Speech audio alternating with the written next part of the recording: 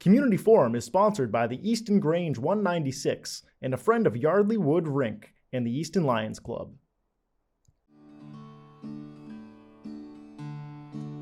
There's a storm across the valley, the clouds are rolling in. The afternoon is heavy on your shoulders.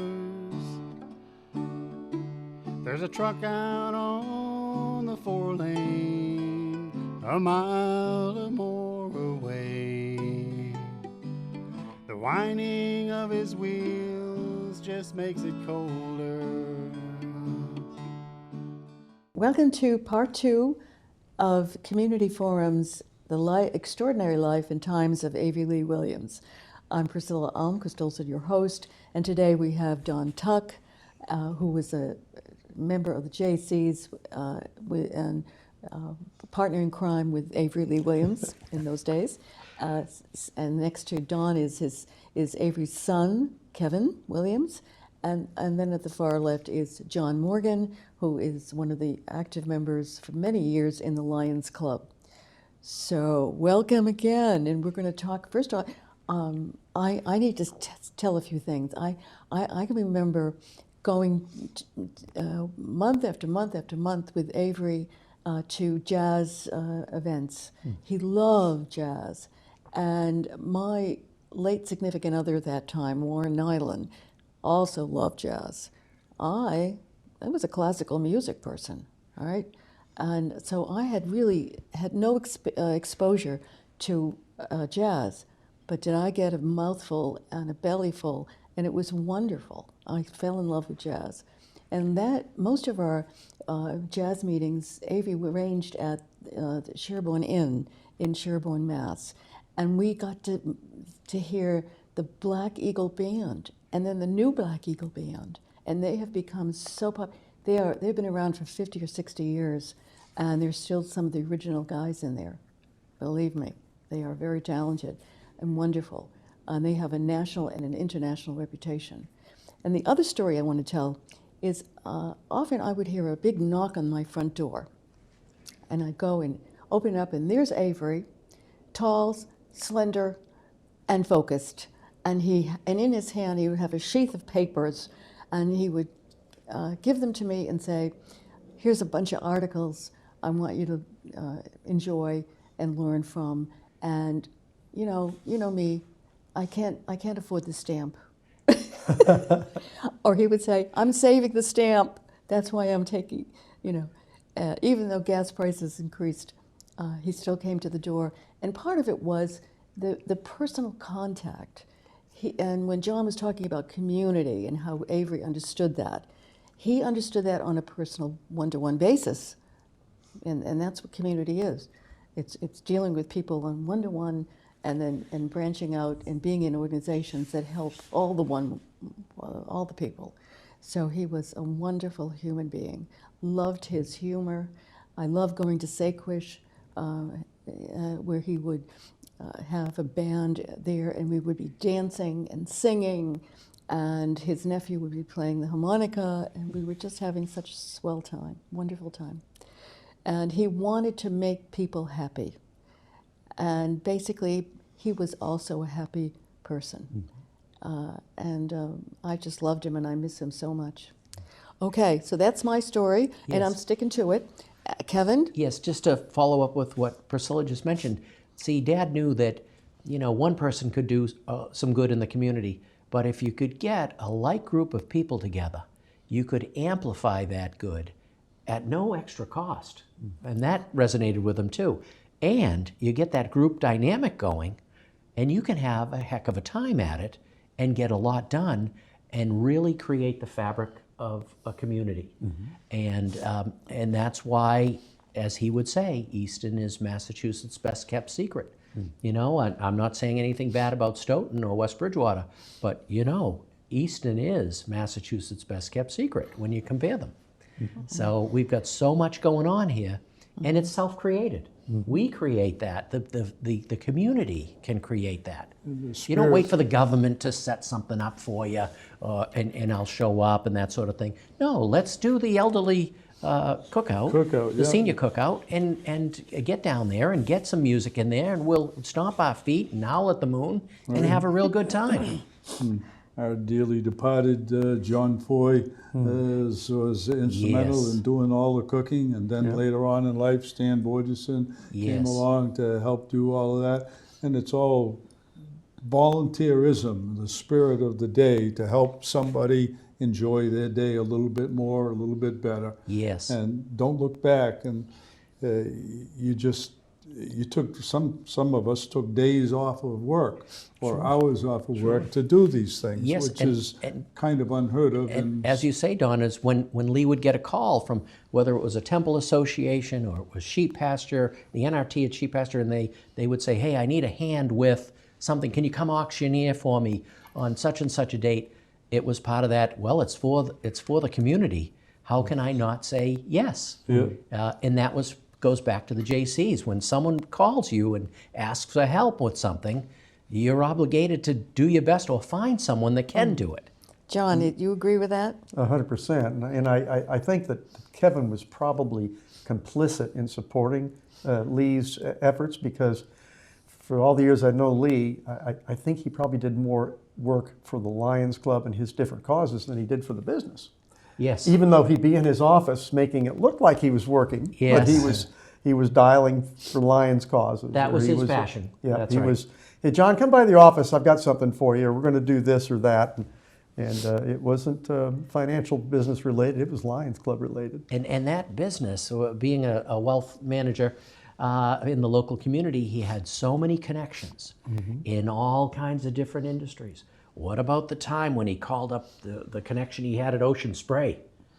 And then we were getting Ocean Spray Donated for the auction for the holiday. cable auction, right? yeah. Right. And what about when he had a connection over at the Mansfield Chocolate Factory? Yeah, we get Oh, those boy. bars of chocolate, and then we also had Washburn Candy down there in Campello. They would gift us what they might feel were seconds, but I think some better stuff came our way as well.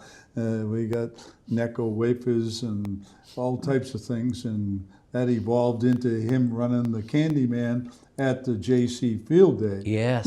And Yes. that JC Field Day, as I was elaborating on a while ago, was because the state of Massachusetts wanted to control the traffic deaths and said, let's put lights on for safety. This is way before lights came on automatically on your Right. car. And so he said, well, let's get it together. So the JCs, we all sat around in a meeting, and we found that we could rent a place called the Villa Rosa, which is where Doug King has all of his apartment complex these days, behind the Stone Forge. Oh, Right. okay. There. And that was a pretty good size acreage, and so Lee would have his striped vest on and his Panama hat, and he'd be going around kind of like beating the drum to get people interested, and we're going to have the auction for the candy pretty soon, and next thing you know, but people they're buying steak on a skewer, and they're buying corn on the cob and baked potato or potatoes to bake, and all of this, and it's all done around an open fire that's at least 30 foot in diameter, my. with big logs all around the fire so that you could rest your skewer on it, and just the radiant heat from the fire would toast the meat to a delectable piece. But there was all the fellows working the booths. We had a beer garden. In some years you could have a beer on the tap, and other years you had to, because of laws, you had to go over the bottles and things like that. But then the sack races for the kids, the bicycle races, the Egg on a the spoon. egg on a spoon, and then getting the adults with past the orange, between your neck and your knees, and it got into some pretty bad contortions.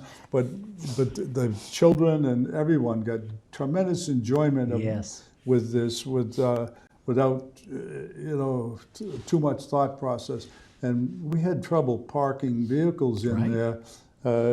So there's so many by attendance, and we could in those days we could make $16,000, $18,000. Wow. And That was a lot of money back then. And or we would take in that amount of money, let me Right. say that. Right. And then there would be the cost that came out of that. But we had all kinds of volunteers that came, and some of the Boy Scouts and the Cub Scouts and the Brownies, the Girl Scouts, they would come and do their thing as well. So everyone was welcome to come and set up their own little thing. If the Girl Scouts wanted to sell cookies, they could come and do that too.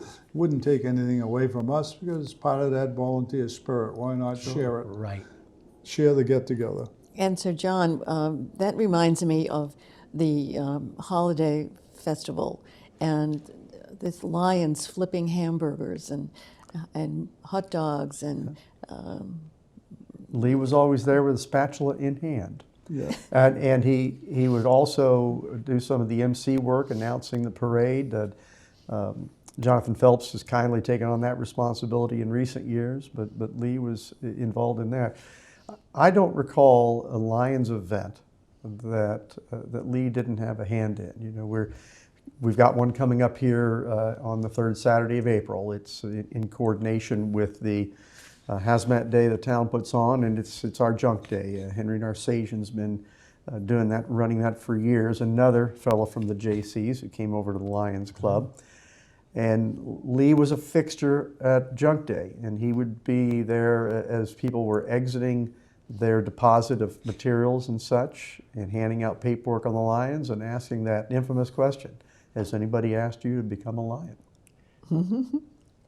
Okay, and Kevin, tell me, what's another memory that you have about your dad in his involvement with the Lions? Do any particular moments stick out, and maybe there's some humorous ones? Oh boy, yes. He, when I was younger, Dad was so active in the Lions, and I was in my 30s, and I'd invariably get a call.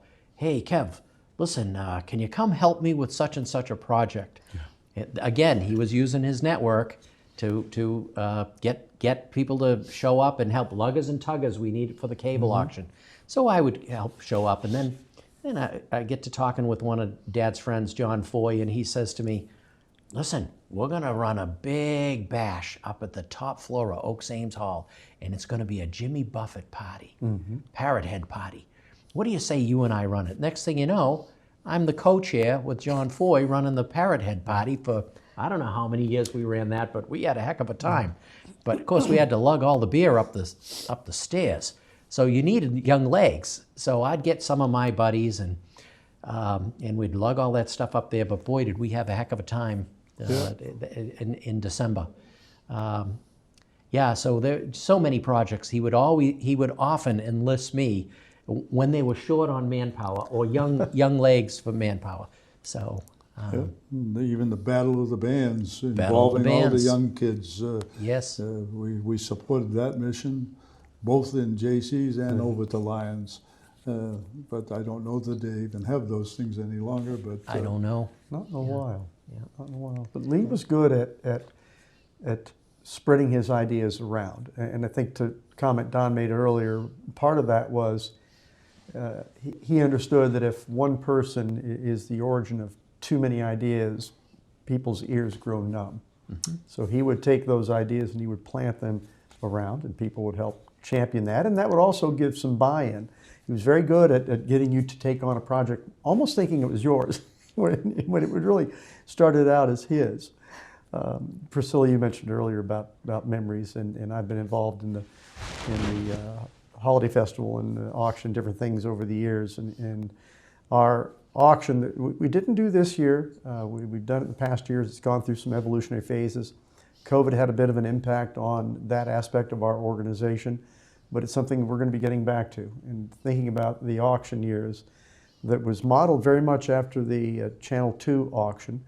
And Lee was, for years and years, the opening act, let's say. He would kick off the auction, introduce people, get it started, and then he would stay involved for the first half hour or so, and then he would either go to his office or go home, and he'd call in and he'd make bids on things, but he'd also offer some critiquing. He'd say, John, you're going on too long, or he'd tell Alan Siegel, Alan, you need to speak up, get the microphone closer to your mouth. And then He'd come back in at about 20 minutes left in the auction, and he'd take the mic again, and he'd take the thing across the line, and he would bring in an immeasurable amount of enthusiasm. And usually about that time, we had our largest item going up. It could be a car, it could be a vacation, commonly something Lee himself had donated. And he would get a couple of bidders going and work those to a higher dollar amount and close out the auction that way in fine fashion. Yeah. Yeah. You know, Dad didn't watch much TV at nighttime. That'll come as no surprise to most folks. That's right. Because he was out. He would rather be out hanging out with people. And it kind of used to drive my mother crazy, but he would be out every night of the week, whether it was out for jazz on Thursday night and Lions Club was Wednesday night. And I have a committee on this. I have CPA that I have to, the meeting. So he was out every night. He'd try to be home by 9 o'clock, and usually did that, but just not a big TV watcher. He just would rather, he just liked people, you know? And people loved him. Absolutely. They really did. You couldn't, and when you think of Avery, you know, when I think of Avery, I just have this big smile, because that's what he gave all of us. He treated all of us with respect and dignity, and he also joked around, and he made you feel as if you were the only person in the room when he talked to you. Yeah. Well, a man of strong devotion, really extended to his fellow man. And I always appreciated the devotion he had for Betty. Oh, yes. Absolutely. She was his queen. Yep. And he made sure that she had what she needed and what she wanted. And I'm guessing those many nights out that he spent probably got a little resistance, hence getting home by 9, I'm guessing. Yes, and he did. You know, you have to remember that Mom got a place down in Cape Coral, Florida in 1984. And so, you know, being a type 1 diabetic, she had circulation issues, so she didn't like the cold. So she went down there in 1984, and she'd stay for the winter. And so a lot of the guys would come up to Lee, and they'd say, "Lee, what are you going to do without Betty? She's going to be gone for 6 months. What are you going to do?" And he'd look, and he'd have a gleam in his eye, and he'd say, "Any goddamn thing I want to do." So, but I go down once a month for a week, and it's like a honeymoon. Mm-hmm. So he would fly down often. Yes. But you know, he had an open schedule to go out to dinner or eat at the Lions Club or whatever it was all winter long, and he used it all. Yeah, he was out every night. So tell me, think about what impact did he have, and what impact did he make, which continues today? Yeah, I speak to that. Yes, John. When Lee passed, it gave me an opportunity to think a lot about what his impact was on our community. And one of the things that Lee was good at was making sure there was recognition for acts of good deed. And he would do that himself. If he donated the clock that's on Main Street, there needed to be recognition for the Avery Lee Williams Family Trust on that. It was not an act of self-righteousness or self-promotion. I believe that it was very much an act of, here's an accomplishment by a man who really came from virtually nothing, who through education and hard work and creative thought made quite a bit of himself. And I think that Lee used that as an opportunity to really tell the community that you also can have an impact on your community by just sticking to a couple of strong commandments, by making sure that you're engaged in that community, that you're contributing, that you're hardworking, and you also can leave an imprint. And in my thinking, it was very much the Lee Williams, Kilroy was here statement, that I've done this, you can too. So he was really a role model for all of us. Absolutely. Absolutely. Yes, and yes. it wasn't just words, it was deeds. Yeah, and Lee always believed that service to humanity is the best work in life, and that's part of the JC Creed. That's correct. Yep. And he really believed that right to the end. Yeah. And lived it.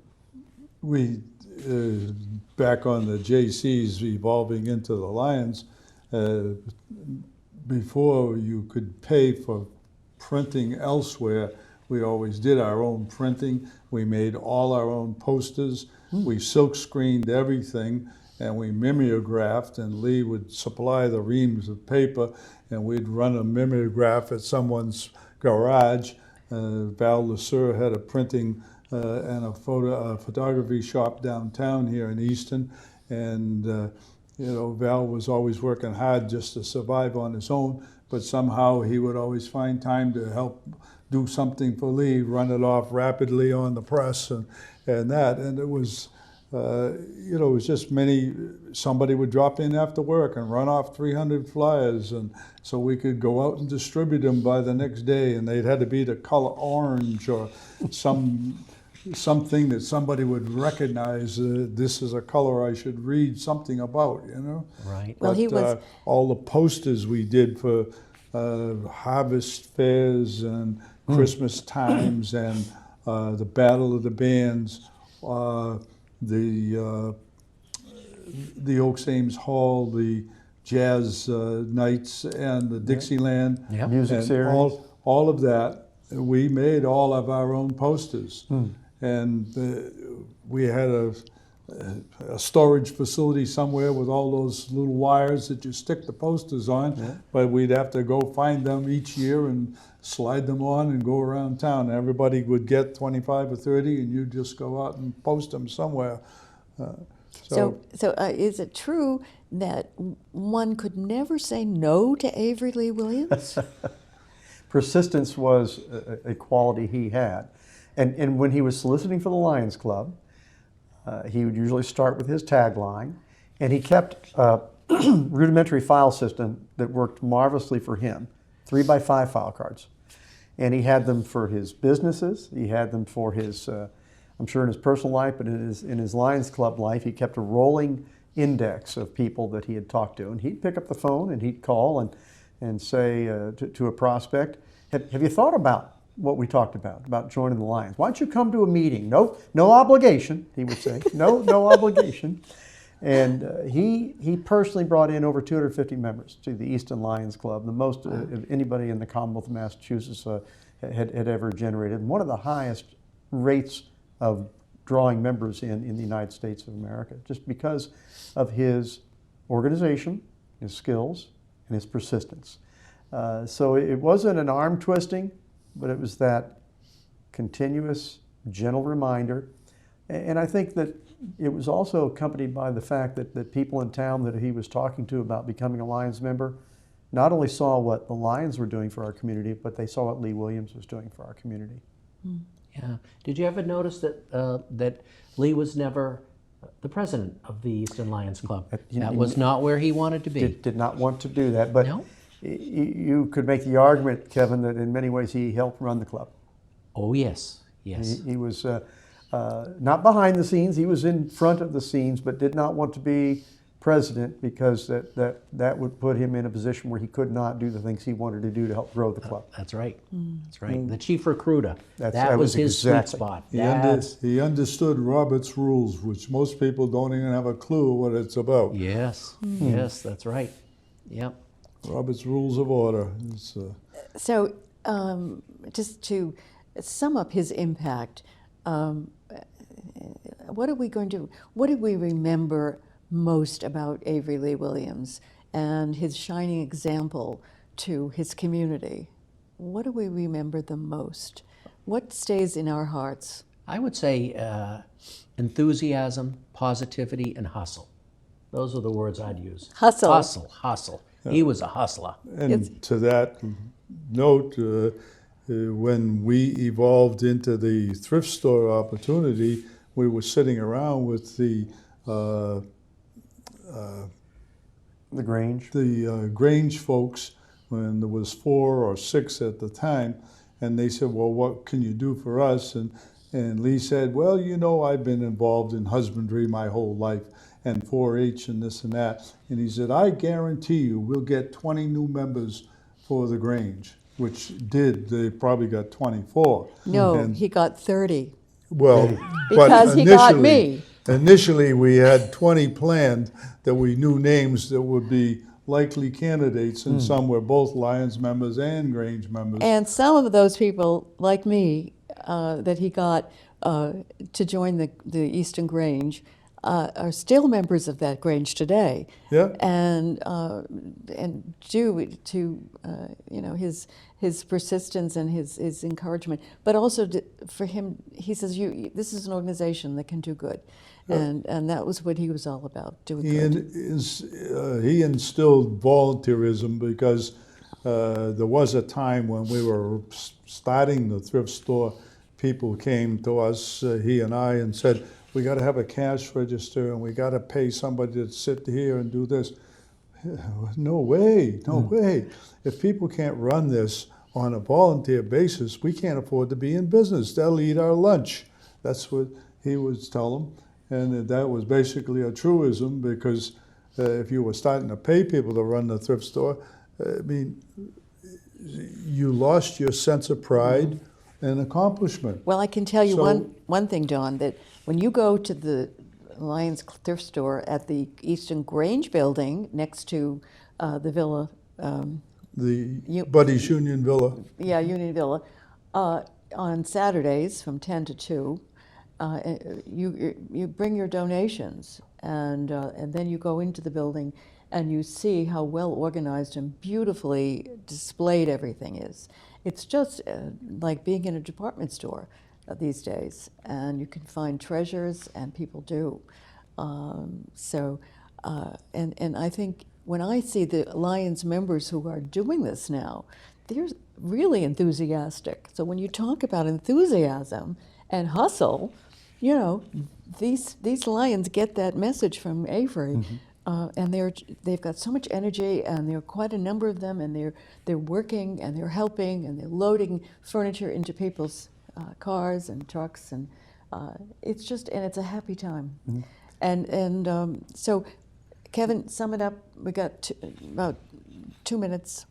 Well, you know, Dad loved this town so much, and he'd always tell me, I like to be a big frog in a small town than a small frog in a big town. And Easton is where I was born, and that's where I'm going to die. And so his legacy lives on. And as he was sick, he would say, just don't let me be forgotten. You drive by the cemetery and you look out there, and nobody knows who's in there, but just keep my name going. So we're going to keep his name going, and things like this. Yes, Yep. Wonderful. And you, as you say, you can't help but smile. So thank you so much for watching. And last comment I want to make: we are going to show a film where I invited Avery to come to my church, the Lutheran Church, to our senior club, and talk about. And his talk was growing up in Furnace Village, and it is a hoot. It is a hoot, and it is, and you will see Avery Lee Williams. Don't miss this, because his personality just comes through. It's just wonderful. And when I was introducing him and giving him all these accolades, he got his wad of money out of his pocket, and for every compliment I gave him, he starts throwing off the bills. Yeah. That was his sense of humor. I mean, what a guy. And what information he gave, whether it was on organic farming or growing up in Furnace Village. We have both of those films, and we're going to show them, so don't miss those. Thank you so much. This is Priscilla Almquist Olsen thanking Kevin Williams, son to Avery Lee, Don Tuck, talked about the JCs with Avery, and John Morgan, the Lions, a part of Avery's life. So, until next time, Priscilla Almquist Olsen bidding you farewell. Community Forum is sponsored by the Easton Grange 196 and a friend of Yardley Wood Rink and the Easton Lions Club.